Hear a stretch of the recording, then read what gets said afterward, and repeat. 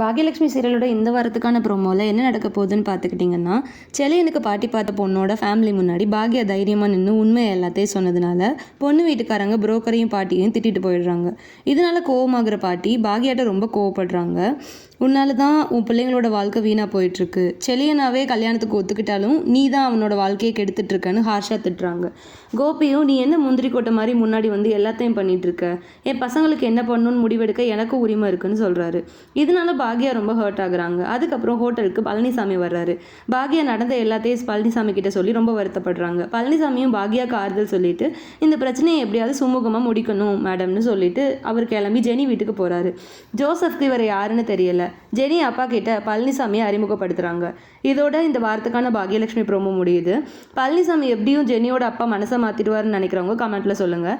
அப்படி இல்லை, ஜெனி அப்பா மனசெல்லாம் மாற மாட்டார், ஜெனியால் மட்டும்தான் இந்த பிரச்சனை முடிவுக்கு வரப்போகுதுன்னு நினைக்கிறவங்களும் கமெண்ட்டில் தெரியப்படுத்துங்க.